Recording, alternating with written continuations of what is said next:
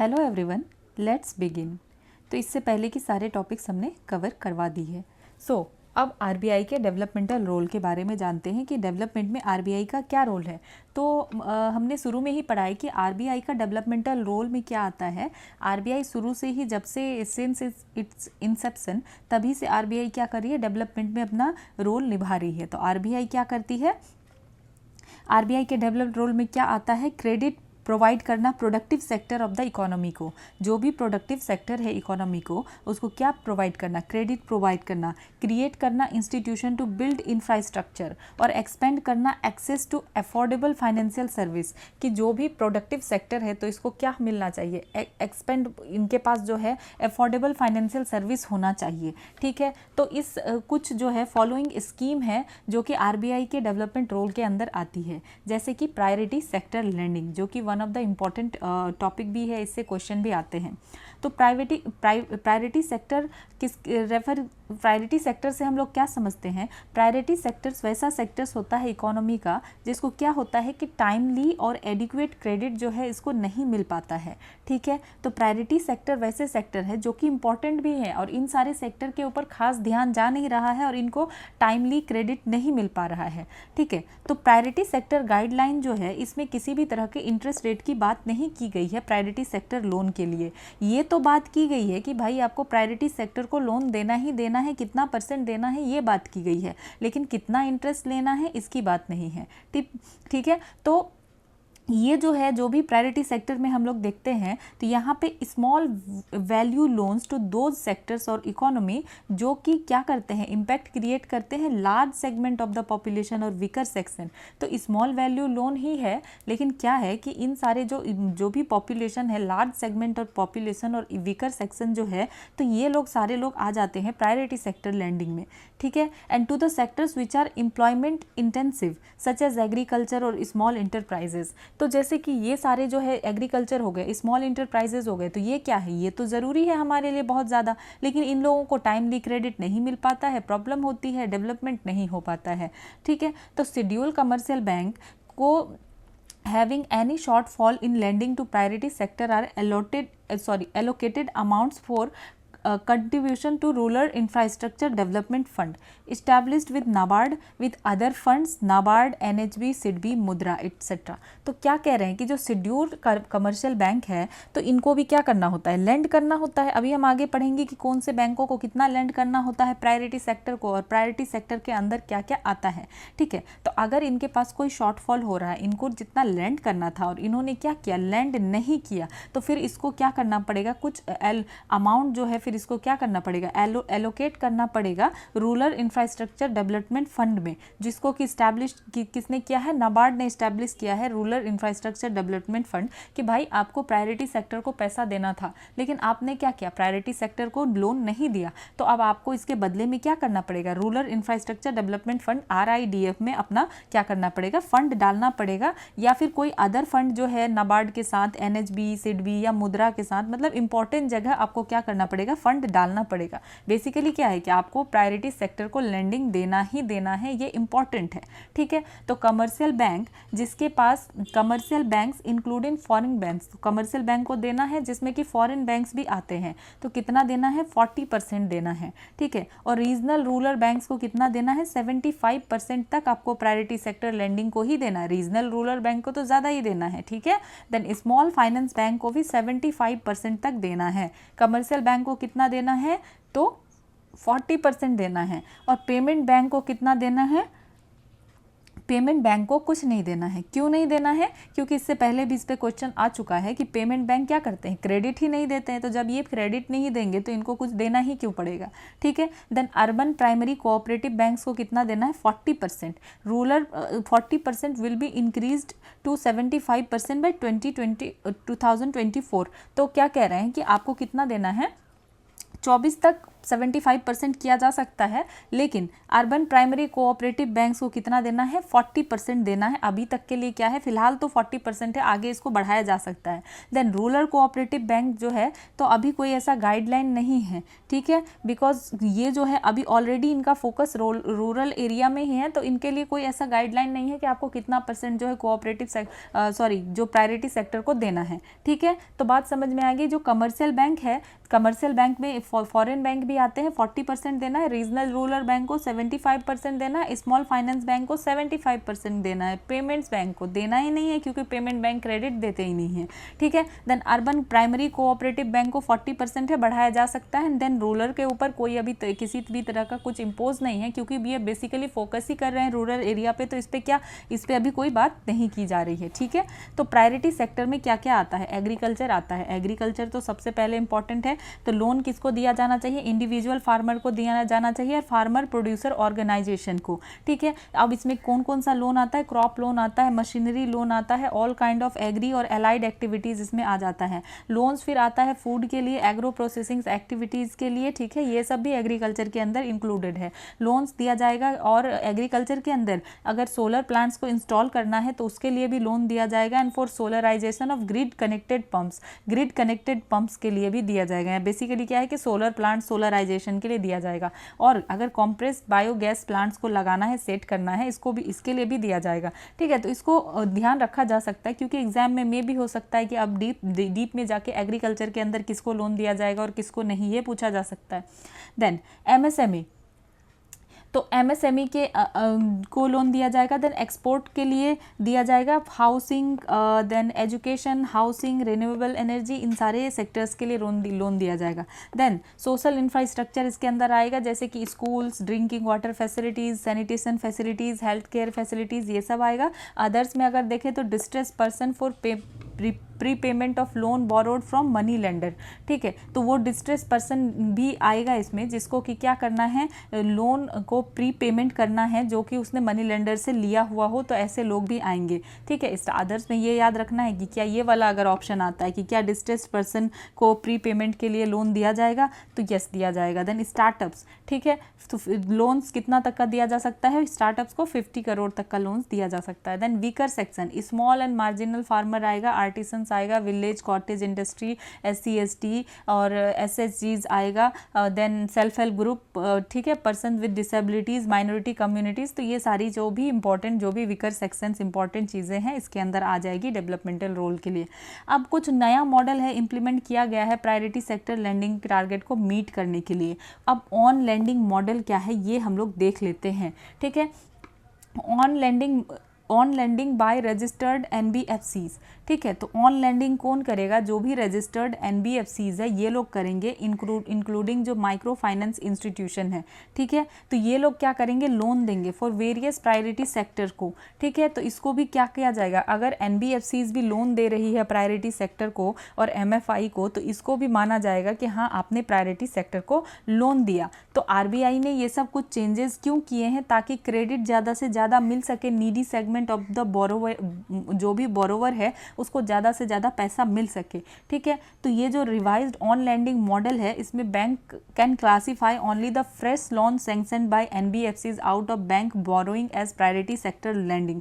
तो इसमें जो भी फ्रेश लोन अगर सैंक्शन किया जाता है, जो भी NBFC अगर फ्रेश लोन सैंक्शन कर रही है इन सारे एरियाज में, ठीक है, आउट ऑफ बैंक बोरोइंग, तो हम लोग मानेंगे इसको प्रायोरिटी सेक्टर लैंडिंग, ठीक है। Bank credit to NBFCs for on lending will be allowed up to a limit of 5% of individual banks total priority sector lending on ongoing basis। मतलब क्या है कि अब यहाँ पे इनडायरेक्टली क्या किया जा रहा है, प्रायोरिटी सेक्टर को दिया जा रहा है ऑन लेंडिंग मॉडल। इसका क्या मतलब है कि बैंक क्या करेगी, NBFCs को पैसा प्रोवाइड करेगी, NBFC फिर क्या करेगी कि प्रायोरिटी सेक्टर लैंडिंग को देगी, ठीक है। तो इसको भी क्या माना जाएगा, प्रायोरिटी सेक्टर लैंडिंग माना जाएगा। और बैंकों के पास ये लिमिट क्या है कि सिर्फ अपना 5% जो है वो क्या करेगी, टोटल प्रायोरिटी सेक्टर लैंडिंग में जो है ऑन गोइंग बेसिस पे ये दे सकती है। ऑन लैंडिंग मॉडल पे कोई भी बैंक कितना दे सकती है, 5% जो है इंडिविजुअल बैंक दे सकती है, ठीक है। Limit up to 5% of individuals banks total priority sector lending ongoing basis, तो बेसिकली अगर समझने की बात क्या है कि बैंक को कितना देना है, सपोज अगर हम शेड्यूल्ड बैंक की बात करें 40% इसको देना है। अब ये क्या कह रहे हैं, अब कह रहे हैं सिंपली अगर आप इसको समझना चाहें कि 40% ये दे रहे हैं, लेकिन अब क्या कहा जा रहा है कि 5% जो है अब ये बैंक क्या करेगी, किसी भी NBFCs को दे देगी। ठीक है, NBFCs को दे देगी, वो NBFCs फिर क्या करेगी, वो क्या कर सकती है, देन फिर वो अब लोगों को देगी, प्रायोरिटी सेक्टर लैंडिंग में NBFCs खर्चा करेगी। तो ये बैंक कितना कर सकती है, ये 5% कर सकती है। ऑन लैंडिंग मॉडल इसको कहा जाता है। ठीक है, तो इसमें बैंक डायरेक्टली नहीं दे रही है, लेकिन बैंक क्या कर रही है, इनडायरेक्टली दे रही है। कैसे दे रही है, पहले तो वो NBFCs को दे रही है, NBFCs फिर दे रही है। तो ये बैंक सिर्फ अपने जो भी उसके प्रायोरिटी सेक्टर लैंडिंग जितना भी उसका वो लिमिट है कितना है, अगर 40% है 5% ही वो अपना वो कर सकती है। ठीक है, ये हमने देख लिया। Then higher weights for incremental priority sector credit in identified district. तो यहाँ पे क्या है कि अब कुछ एरिया ऐसा है, कुछ डिस्ट्रिक्ट ऐसे हैं जहाँ पे क्या है कि बहुत ज़्यादा मतलब प्रायोरिटी सेक्टर लोन जो भी है इनको मिला हुआ है। इन सारे एरिया में इनको क्या मिला है, कुछ ऐसा एरिया है जहाँ पे ज़्यादा से ज़्यादा क्रेडिट इनको प्रायोरिटी सेक्टर क्रेडिट मिल चुका है। ठीक है, तो RBI के हिसाब से क्या है, to address regional disparities. Regional disparities कहने का क्या मतलब है कि किसी एरिया को तो बहुत ज़्यादा लोन मिला हुआ है और किसी एरिया में लोन मिला ही हुआ नहीं है या बहुत कम मिला हुआ है। ठीक है, तो in the flow of priority sector credit at the district level it has been decided to rank district on the basis of per capita credit flow to priority sector and build an incentive framework for district with comparatively lower flow of credit and disincentive framework for district with comparatively higher flow of priority sector credit. क्या कहा जा रहा है कि पहले क्या करना है, रीजनल डिस्पैरिटीज को देखने के लिए हमें क्या करना है, लोअर जहाँ पे हम पहले तो ये देखेंगे कि कहाँ पे लोअर फ्लो ऑफ क्रेडिट हुआ है। ठीक है, और कहाँ पे हायर फ्लो ऑफ क्रेडिट हुआ है, उसके हिसाब से फिर हम वेट असाइन करेंगे। ठीक है, वेट देंगे। तो higher weight 125% would be assign to the incremental priority sector. ठीक है, इन आइडेंटिफाइड डिस्ट्रिक्ट की हम लोग आइडेंटिफाइड डिस्ट्रिक्ट किसको कहेंगे कि हमने डिस्ट्रिक्ट्स में देखा कि कहाँ ज़्यादा लोन मिला हुआ है। अब हमने देखा कि भाई इस डिस्ट्रिक्ट में तो बहुत ही कम लोन मिला हुआ है, तो ये डिस्ट्रिक्ट क्या हो गया, आइडेंटिफाइड डिस्ट्रिक्ट हो गया। ठीक है, तो इस डिस्ट्रिक्ट में अगर आप लोन दोगे तो आपको वेट हायर मिलेगा। मतलब अगर आप यहाँ दे रहे हो तो माना जाएगा कि 125% आप कर रहे हो हायर। ठीक है, where the credit flow comparatively lower. ठीक है, per capita PSL less than, जो per capita priority sector landing कितना है, लेस देन 6000 है। ठीक है, एंड लोअर वेट, और लोअर वेट किसको दिया जाएगा, would be assign to incremental priority sector credit in identified district where the credit flow is comparatively higher. ठीक है,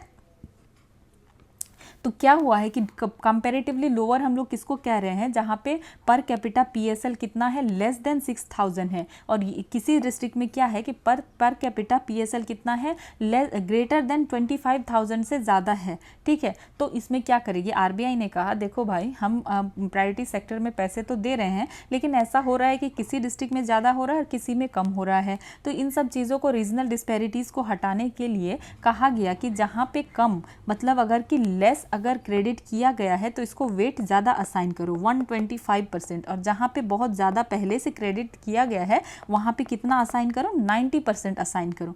ठीक है, ऐसा क्यों किया जाना चाहिए, ऐसा इसलिए ताकि ज़्यादा से ज़्यादा लोग अब क्या करें, जहाँ पे असाइन नहीं किया गया है, पहले से मिला हुआ क्रेडिट नहीं है, वहाँ पे देंगे। सो एज एग्जाम्पल देख लेते हैं कि अगर कोई बैंक है और उसको क्रेडिट कितना देना है, 100 रुपीज़ का क्रेडिट देना है, तो 40% इसको क्या देना है, 100 रुपीज़ का 40 तो इसको प्रायोरिटी सेक्टर को देना है। ठीक है, तो बैंक क्या कर रही है, 32 जो है सिर्फ दे देती है डिस्ट्रिक्ट को, जहाँ पे प्रायोरिटी सेक्टर क्रेडिट जो PSL क्रेडिट है ये 6000 रुपीज़ से भी कम है। ठीक है, तो इसका वेटेड, तो इसका एवरेज क्या हो गया 125%, क्योंकि हमने कहा है। ठीक है, RBI ने क्या कहा है कि जहाँ पे मतलब लोन कम से कम दिया गया हो, अगर आप वहाँ लोन देते हैं तो आपको वेट ज़्यादा मिलेगा, तो 125% हो गया। तो इसका क्या मतलब हो गया कि अगर हम कैलकुलेट करें 125% के अकॉर्डिंग तो 30 रुपीज़ देकर ही आपको बेनिफिट कितने का मिल गया, 40 रुपीज़ का मिल गया। और ये अज्यूम कर लिया गया कि बैंक ने मीट कर लिया PSL क्राइटेरिया। ठीक है, तो इसका मतलब क्या हो गया, आपको बेनिफिट हो गया। आपने 30 दिया और आपको 40 का ही कहा जा रहा है कि हाँ आपने PSL क्राइटेरिया को मैनेज कर लिया। देन सिमिलरली अगर अगर कोई ऐसा बैंक है जो क्रेडिट दे रही है जहाँ के पे ऐसे डिस्ट्रिक्ट को क्रेडिट दे रही है जहाँ पे कि पहले से ही क्रेडिट अच्छा खासा मिला हुआ है, ठीक है, तो उसको क्या करना पड़ेगा, 40% से ज़्यादा देना पड़ेगा प्रायोरिटी सेक्टर को, बिकॉज यहाँ वेट कितना है कि वो 90% पूरा का पूरा अगर वो क्राइटेरिया मीट कर रही है फिर भी उसको 90% ही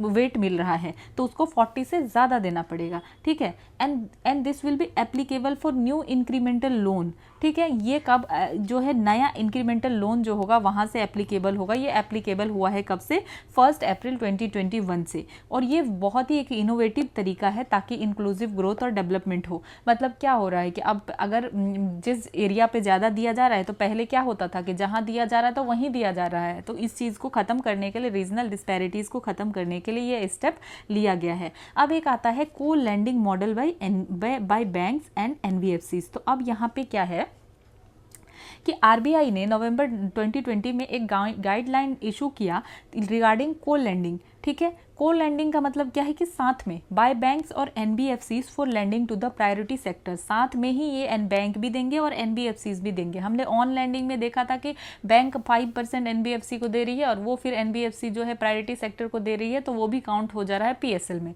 ठीक है। अब को लैंडिंग में हम क्या देखेंगे कि दोनों साथ के साथ दे रहे हैं। तो अर्लियर इन 2018 आरबीआई ने क्या किया, रिलीज किया गाइडलाइन फॉर को लैंडिंग ओरिजिनेशन ऑफ लोन, ठीक है, जिसको पहले उन्होंने को लैंडिंग ओरिजिनेशन और ऑफ लोन का गाइडलाइन दिया, जो कि अब रिप्लेस किया गया है को लैंडिंग गाइडलाइन से। तो अब हम देखते हैं ये क्या है। को लैंडिंग ऑफ लोन जो है एक यूनिक अपॉर्चुनिटी है फॉर्मल लैंडर्स के लिए to come together and share their synergies to create जो है winning proposition for all the stakeholder. तो यहाँ पे एक मौका दिया गया है कि आप भाई बैंक और एनबीएफसीज दोनों साथ में आओ और काम करो। ये बैंक और एनबीएफसीज को एंटर करने दे रहा है एक ऐसे अरेंजमेंट में जहाँ रिस्क एंड रिवॉर्ड जो है शेयर किया जाएगा दोनों के द्वारा, ठीक है, क्योंकि दोनों साथ में लैंड करेंगे तो रिस्क भी साथ में, रिवॉर्ड भी साथ में, ठीक है। उसके बाद by all parties to co-lending agreement throughout the life cycle of loan as per pre-decided ratio। और ये रेशियो जो है पहले ही डिसाइड रहेगा, कौन कितना % दे रहा है, क्या बेनिफिट रहेगा, सब कुछ यहाँ प्री डिसाइडेड रहेगा।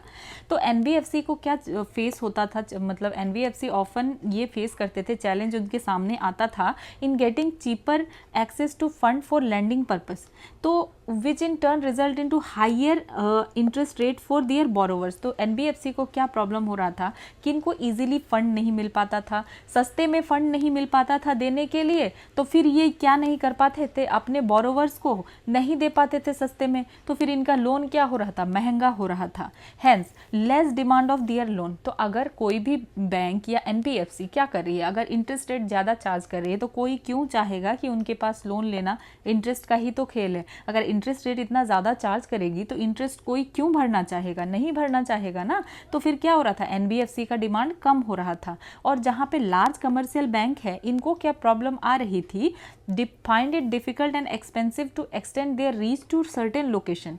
और एनबीएफसी के पास स्ट्रॉन्गर प्रेजेंस था।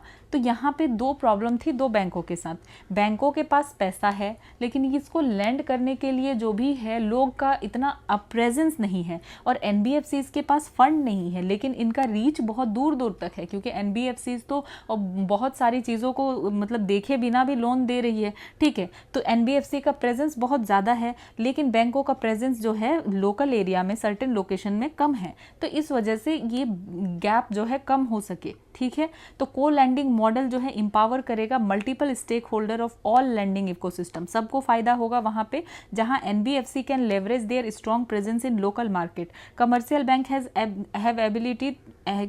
Bank have the cheap availability of funds for credit disbursal. तो यहाँ पे क्या हो रहा है कि एनबीएफसी के पास मौका है, मतलब प्रेजेंस बहुत अच्छा खासा है लोकल मार्केट में, और बैंकों के पास क्या है, पैसा है, तो ये एक फायदा हो रहा है। तो another advantage of this partnership is that NBFC have master art of assessing credit worthiness in certain नीच। तो एनबीएफसी ने इन सारे चीज़ों पे बहुत ज़्यादा काम किया है। ये क्रेडिट वर्दीनेस देख रहे हैं कस्टमर सेगमेंट, जो भी कस्टमर्स है उसका, ठीक है, विच बैंक्स हैव बिन इग्नोरिंग। अब बैंक जो है इग्नोर कर रही थी लेकिन एनबीएफसीज ने अब बहुत तरीके का तरीका निकाला कि जो सामने वाला बंदा है क्या ये क्रेडिट वर्दी है या नहीं है, ठीक है। और primarily due to differences in core target segment and credit risk management approach. तो एनबीएफसी यूज बहुत ज़्यादा, एनबीएफसी क्या कर रही है, इनोवेटिव मैकेनिज्म यूज़ करने लगी क्रेडिट रिस्क को असेसमेंट करने के लिए। इसमें आता है क्या, include uses of non traditional source of data, जो non traditional source of data है वो यूज़ कर रही है, ठीक है। अब और क्या ऑब्जर्व करी है, and individual modus operandi and cash flow at work, कि इंडिविजुअल के बैंक अकाउंट कैश फ्लो को ये देख रही है कि किस तरीके से चल रहा है, ठीक है। तो ये कस्टमर का स्कोर कार्ड बना रही है, इट्सेट्रा। तो मतलब बेसिकली जो भी लैंडिंग है, जो भी हैबिट है कस्टमर का, इनको बहुत अच्छे से एसेस किया हुआ है, ठीक है। For both small ticket retail and MSME segment, सबके लिए तो किया हुआ है। तो ये एक तरीके का अच्छा मतलब रहेगा। यहाँ पे बेसिकली को लैंडिंग मॉडल में हम देख रहे हैं कि ये दोनों मिलके साथ में लैंड कर रहे हैं, एनबीएफसी लैंड कर रहे हैं और बैंक लैंड कर रहे हैं। और यहाँ हमने देखा कि सबके जो भी प्रॉब्लम्स थे, तो उन सारी प्रॉब्लम्स को इससे दूर किया जाएगा। एनबीएफसी के पास पैसा नहीं है लेकिन ग्रेटर प्रेजेंस है, अब इनके पास पैसा है बैंकों के पास, लेकिन ग्रेटर प्रेजेंस नहीं है लोकल एरिया में, लोकल लोगों के पास, ठीक है। तो ये सारी चीज़ें हैं। But while the present RBI guideline highlights co-lending is an initiative to propel priority sector lending. और आरबीआई ने ये गाइडलाइन क्यों दिया है कि को लेंडिंग आप करो ताकि जो है प्रायोरिटी सेक्टर लेंडिंग को और ज़्यादा से ज़्यादा मिल सके, ठीक है। तो ये बहुत दूर तक जा सकता है और प्रायोरिटी सेक्टर को लोन मिल सकता है। तो एग्जाम्पल देख लेते हैं कि अगर किसी कस्टमर को लोन मिल रहा है 50 लाख का, बैंक, वो कस्टमर तो नहीं जानेगा कि सेपरेट अमाउंट मुझे कौन दे रहा है, बैंक दे रहा है या एनबीएफसी दे रहा है, उसको 50 लाख का लोन मिलेगा। तो 10 लाख अगर मानते हैं एनबीएफसी में दिया 10% इंटरेस्ट रेट पे और बैंक ने 40 लाख दिया 8% इंटरेस्ट रेट पे, तो इसको aggregate total interest rate 8.44% payment करना होगा। कैसे, तो यहाँ पे जो भी 10 जो है, अगर तो कस्टमर को पूरा कितना 8.4% के हिसाब से पेमेंट 50 लाख का करना पड़ेगा, ठीक है। कैसे, जैसे 10% ऑफ 10 लाख कितना हुआ, अगर 10 लाख एनबीएफसी दे रही है तो 1 लाख हो गया, और 8% 40 लाख का कितना हो गया, 3.2 लाख हो गया, ठीक है। तो टोटल इंटरेस्ट रेट अगर हम मिला दे तो कितना हो रहा है, 4.2 लाख रुपए जो है टोटल हो गया, क्योंकि 3.2 लाख हमने देखा किससे हो रहा है, बैंक से हो रहा है, 1 लाख किससे हो रहा है, एनबीएफसी से हो रहा है। तो टोटल 4.2 लाख, ये कस्टमर को पता नहीं चलेगा, लेकिन इफेक्टिव इसको इंटरेस्ट रेट इतना लगेगा। और बैंक क्या क्लेम करेगी, प्रायोरिटी सेक्टर स्टेटस जो है बैंक क्लेम करेगी, क्योंकि बैंक कहेगी कि हमने अपना क्रेडिट जो है दे दिया है। तो एक तरीके का को लैंडिंग मॉडल इस टाइप का लाया गया है। तो इन को लैंडिंग मॉडल में जो है बैंक परमिटेड टू को land with all register NBFC, तो जितने भी रजिस्टर एनबीएफसी है उनके साथ मिलकर जो है बैंक दे सकती है, ठीक है, based on A prior agreement. लेकिन एक क्या बात है कि इनके में जो एग्रीमेंट होगी वो प्रायर एग्रीमेंट होगी। को लैंडिंग क्या इनेबल करता है, both the partner to price their portions of loan as they want. तो को लैंडिंग में किसको कितना देना है, उनके पास ये ऑप्शन है कि भाई हम इतना, आप इतना दे सकते हैं, ठीक है। Co lending banks will take their share of individual loans on back to back basis on their account. However NBFC shall be required to retain minimum of 20% share of individual loans on their books, ठीक है। तो फिर ऐसे दोनों के बीच agreement होगा, जैसे उनका फिर पैसा आएगा तो फिर उनके अकाउंट में जाएगा, ठीक है। लेकिन एनबीएफसी को क्या ज़रूरत है कि वो मिनिमम 20% शेयर जो है इंडिविजुअल लोन का रखेगा अपने पास, ठीक है। तो ये सारी चीज़ें हमने देख ली कि क्या है। बेसिकली को लैंडिंग मॉडल को हमें समझना था कि ये को लैंडिंग मॉडल क्या है, ऑन लैंडिंग मॉडल क्या है, क्योंकि ये सारी चीज़ें कभी कभार अगर आपको अच्छे से समझ में ना आए तो टफ लग सकता है, ठीक है। अब देखते हैं इसी टाइप से रिलेटेड एक लीड बैंक स्कीम है, इसके ऊपर क्वेश्चन पूछा जा चुका है आई थिंक 2 बार।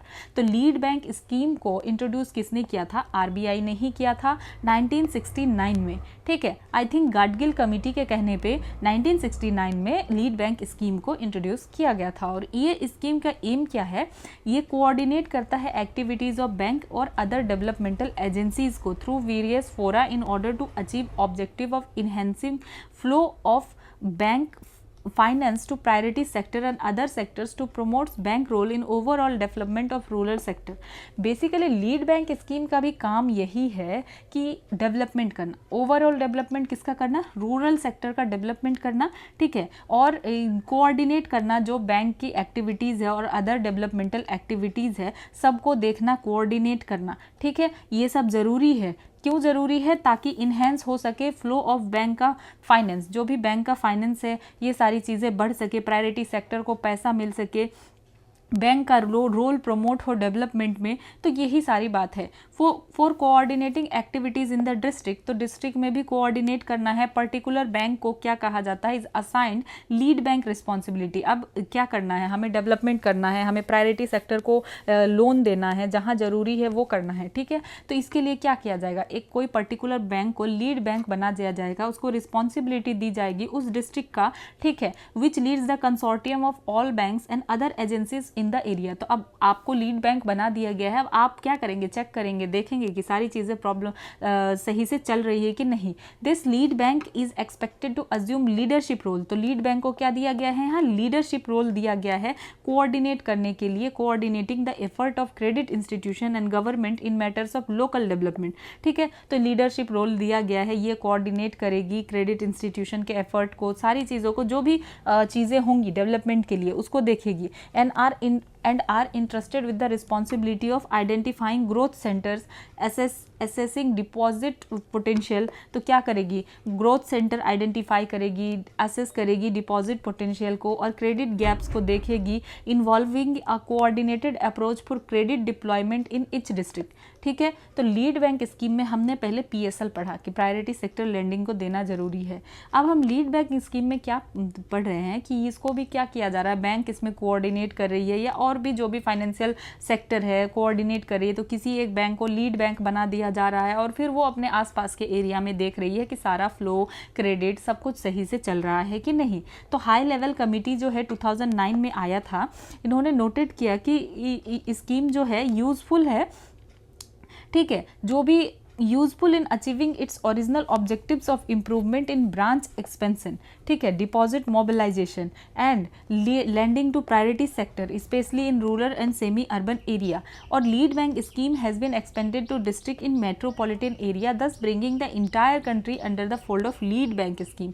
तो यहाँ क्या हुआ? 2009 में हाई लेवल कमेटी बैठाया गया और देखा गया कि क्या हमने जो लीड बैंक स्कीम लगाया था, क्या ये लीड बैंक स्कीम सही रहा? तो देखा गया कि हाँ, ये लीड बैंक स्कीम से ब्रांच एक्सपेंशन हुआ, डिपॉजिट मोबिलाइजेशन हुआ, डिपॉजिट ज़्यादा हुआ, सही हुआ, ठीक है, ये सारी चीज़ें। और फिर प्रायोरिटी सेक्टर को लैंड किया गया, तो फिर इसको बाद में जाकर के लीड बैंक स्कीम को और एक्सटेंड कर दिया गया डिस्ट्रिक्ट में या मेट्रोपॉलिटन एरिया में। इससे क्या हुआ कि एंटायर कंट्री जो है अब लीड बैंक स्कीम के अंदर आ गई। तो lead bank scheme is administered by RBI। कौन देखता है इसको? भी RBI देखता है 1969 से। तो assignment of lead bank responsibility to designated bank in every district is done by RBI। तो जो असाइनमेंट है लीड बैंक को दिया जाता है, रिस्पॉन्सिबिलिटी दिया जाता है, किसी भी डेजिग्नेटेड, किसी भी एक बैंक को डेजिग्नेशन दे दिया जाता है, ठीक है, इन एवरी डिस्ट्रिक्ट, हर डिस्ट्रिक्ट में ये किया जाता है RBI के द्वारा, फॉलोइंग अ डिटेल प्रोसीजर। और डिटेल प्रोसीजर फॉलो किया जाता है इस पर्पज़ के लिए। On As on June 30, 2017, 25 public sector banks and 1 private sector banks have assigned lead bank responsibility। तो 2017 के अकॉर्डिंग 25 जो है पब्लिक सेक्टर बैंक को लीड बैंक का काम दिया गया है, और एक प्राइवेट सेक्टर बैंक को लीड बैंक की रिस्पॉन्सिबिलिटी दी गई है 706 डिस्ट्रिक्ट में ऑफ द कंट्री। तो लीड बैंक स्कीम यही था। तो ऐसे अगर आप पढ़ो तो बहुत कॉम्प्लिकेटेड लगता है कि पता नहीं क्या बोल रहा है, लेकिन सिंपल सी बात तो की जा रही है। गवर्नमेंट का या RBI का रोल क्या है? डेवलपमेंटल रोल है, डेवलपमेंट करना रोल है, ठीक है। तो यहाँ पे क्या कह रहा है कि भाई अगर किसी एरिया में हमें क्या करना है?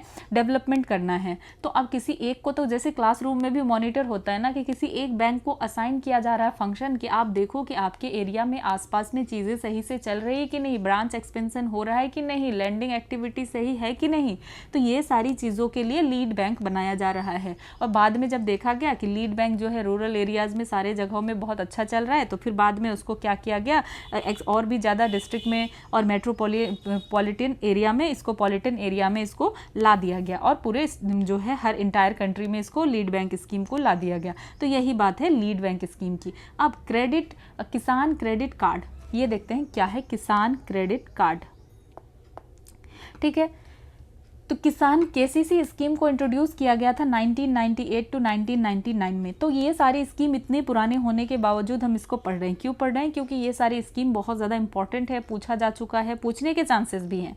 तो केसीसी स्कीम को इंट्रोड्यूस किया गया था 1998 टू 1999 में। क्यों इंट्रोड्यूस किया गया था? To enable the farmer to purchase agricultural input and draw cash for their production needs. मतलब क्या है कि बैंकों को क्रेडिट कार्ड दिया गया। क्यों दिया गया? इसलिए दिया गया ताकि वो जो भी एग्रीकल्चर इनपुट है उसको खरीद सके, जो भी प्रोडक्शन के लिए उसको चाहिए, पैसे चाहिए प्रोडक्शन के लिए, वो उनको मिल सके। तो स्कीम को जो फिर बाद में क्या किया गया, रिवाइज किया गया और लॉन्ग टर्म लोन के रूप में इसको बदला गया as well as working capital. तो जो day to day working capital क्या है कि जो डे टू डे एक्टिविटी है उसके लिए भी जो है लोन मिलने लगा। Loan for agriculture and allied activities and A reasonable component for consumption needs. ठीक है, तो एग्रीकल्चर के लिए क्या था, ज़रूरी है अगर किसान को कुछ इनपुट खरीदना है, कुछ खरीदना है, तो पहले तो दिया गया क्या कि उसको एक क्रेडिट फैसिलिटी दी गई कि आप जो है क्या कर सकते हैं, अपने प्रोडक्शन के लिए जो भी चीज़ों की ज़रूरत है आप ले सकते हैं। बाद में क्या किया गया, इसको और फैला दिया गया और बोला गया कि आप डे टू डे एक्टिविटी के लिए भी जो भी लोन ले सकते हैं अलाइड और एग्रीकल्चर एक्टिविटीज़ से। ठीक है, कंजप्शन नीड के लिए। उसके बाद ये जो स्कीम है ये एक क्या है, इनोवेटिव क्रेडिट डिलीवरी मैकेनिज्म है। ठीक है, to meet their credit requirements of the farmers in a timely and hassle free manner. ठीक है, तो ये एक तरीके का क्या है, इनोवेटिव क्रेडिट डिलीवरी मैकेनिज्म है, जिससे क्या होगा, फार्मर का जल्दी में अगर इसको क्या चाहिए, क्रेडिट अभी के अभी चाहिए, ज़रूरत में चाहिए, तो क्या होगा, बैंक में जाएंगे, लॉन्ग प्रोसीजर होगा, प्रॉब्लम होगी, तो यहाँ पे इसको टाइमली मिल जाएगा, शॉर्ट हैसल फ्री मैनर में मिल जाएगा। ठीक है, देन स्कीम इज अंडर, तो स्कीम जो है किस is under implementation in the entire country. तो पूरे कंट्री में ये स्कीम इम्प्लीमेंटेड है by vast institutional credit framework involving, इसमें कौन कौन इन्वॉल्व है, कमर्शियल बैंक इन्वॉल्व है, आरआरबीज दे रहे हैं, स्मॉल फाइनेंशियल बैंक्स दे रहे हैं, कोऑपरेटिव्स दे रहे हैं। ठीक है, and has received wide acceptability amongst bankers and farmers. तो मतलब क्या है कि ये बहुत ही इसका इम्प्लीमेंटेशन इंटायर कंट्री में है और बहुत वास्ट इंस्टीट्यूशनल क्रेडिट फ्रेमवर्क इसको दे रही है, यानी कि बैंक भी दे रही है, RRBs, small finance bank, cooperative, सारे लोग इसमें क्या कर रहे हैं, इन्वॉल्व हैं। तो इस स्कीम के अंदर जो है limits are fixed on the basis of operational land holding. तो क्या लिमिट फिक्स है कि कितना आपको लोन मिलेगा? यस, लिमिट फिक्स्ड है। किस बेसिस पे कि आपके पास ऑपरेशनल लैंड होल्डिंग कितनी है। ठीक है, क्रॉपिंग पैटर्न आपका क्या है, स्केल ऑफ फाइनेंसेस आपका क्या है, तो इन सारी चीज़ों के अकॉर्डिंग किया जाएगा। इस 3 चीज़ को ध्यान रखना है कि किसके बेसिस पे लैंडिंग होगी, operational land holding, cropping pattern को देखते हुए, स्केल ऑफ फाइनेंसेस को देखते हुए। Interest rate is as per RBI guidelines, और इंटरेस्ट जो है बैंक ले सकती है किसके गाइडलाइन के हिसाब से, आरबीआई के गाइडलाइन के हिसाब से। तो किसान क्रेडिट कार्ड स्कीम का क्या एम है? इसका एम है providing adequate and timely credit support from formal banking system under a single window to a farmer for their following needs. तो इसको क्या होगा, सिंगल विंडो में, ठीक है, बिना कोई परेशानी के सिंगल विंडो में ही इसको क्या मिलेगा, एडिक्वेट और टाइमली क्रेडिट इसको मिल जाएगा। ठीक है, to meet short term credit requirement. अब क्यों मिलेगा इसको, शॉर्ट टर्म क्रेडिट रिक्वायरमेंट के लिए मिलेगा, जैसे कि फॉर कल्टीवेशन ऑफ क्रॉप्स। अब इसमें क्या क्या आता है, ये पूछा जा चुका है। पोस्ट हार्वेस्ट एक्सपेंसेस में आता है, केसीसी के अंदर कहाँ पे मिलेगा, किस चीज़ के लिए लोन मिलेगा, पोस्ट हार्वेस्ट एक्सपेंसेस के लिए लोन मिलेगा। प्रोड्यूस मार्केटिंग लोन के लिए मिलेगा। Consumption requirement for farmer house hold, इसके लिए भी मिलेगा। वर्किंग कैपिटल मेंटेनेंस के लिए मिलेगा। फार्म एसेट, ठीक है, वर्किंग कैपिटल मतलब डे टू डे जो भी मेंटेनेंस करना है, फार्म एसेट के लिए मिलेगा। Activities allied to agriculture like dairy farming, inland fishery, इन सब के लिए मिलेगा। Then investment credit requirement for agriculture, जो भी इन्वेस्टमेंट क्रेडिट रिक्वायरमेंट है एग्रीकल्चर और अलाइड एक्टिविटीज़ के लिए, जैसे कि पंप सेट करने के लिए, स्प्रे करने के लिए, डेयरी एनिमल्स के लिए, ये सब मिलेगा।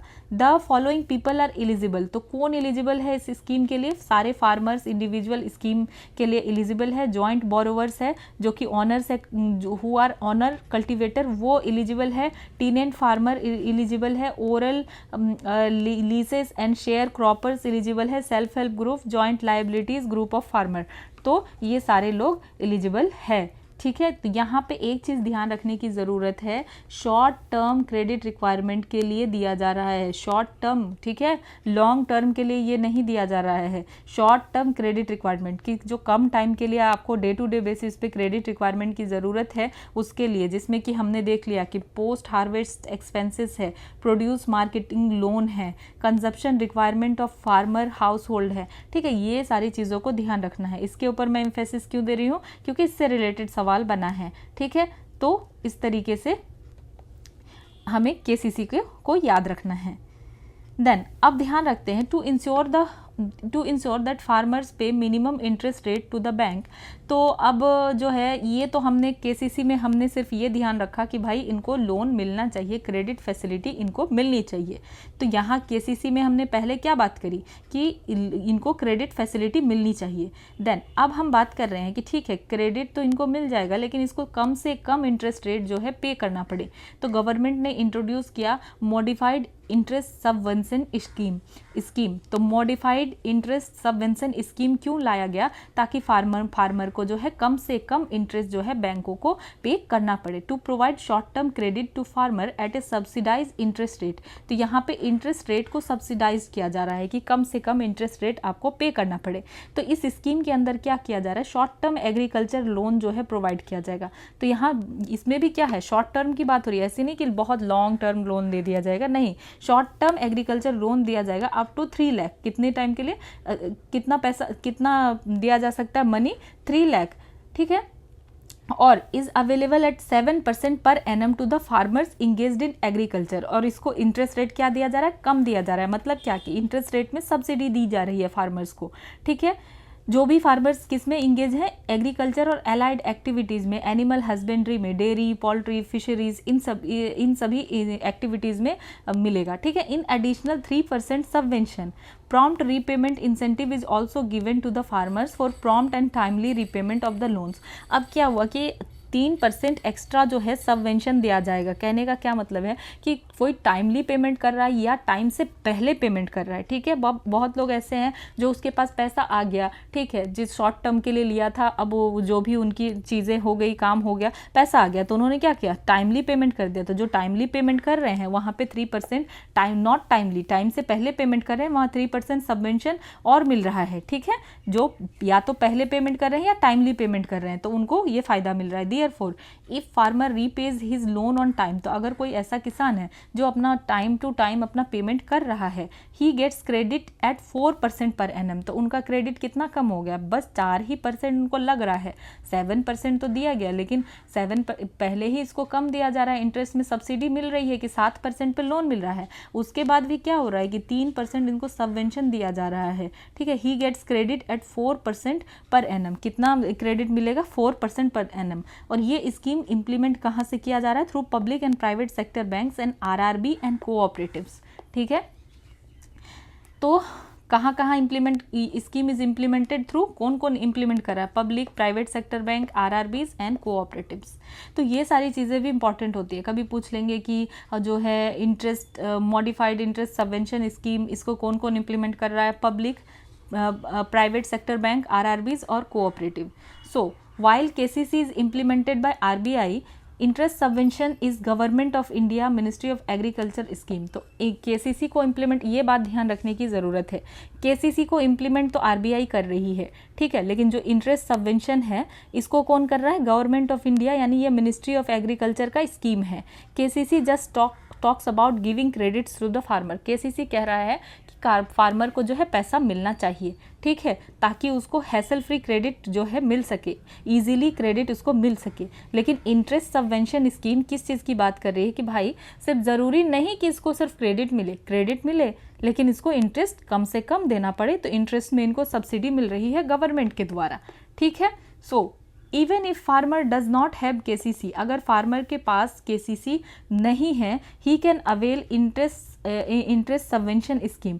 तो KCC किस, जरूरी नहीं कि उसके पास KCC है, KCC अगर उसके पास है नहीं, किसान क्रेडिट कार्ड, तो अगर वो उसके पास नहीं है फिर भी उसको जो है इंटरेस्ट रेट कम लगेगा। And even if some farmer has KCC, he can avail interest subvention through KCC। और अगर उसके पास जो है KCC है तब भी वो क्या कर सकता है, अवेल कर सकता है इंटरेस्ट सबवेंशन थ्रू केसीसी। तो बेसिकली ये फार्मर्स को इजीली लोन मिले ताकि वो ज़्यादा से ज़्यादा ग्रो कर सके, ठीक है, हमारे प्रायोरिटी सेक्टर में आता है। देन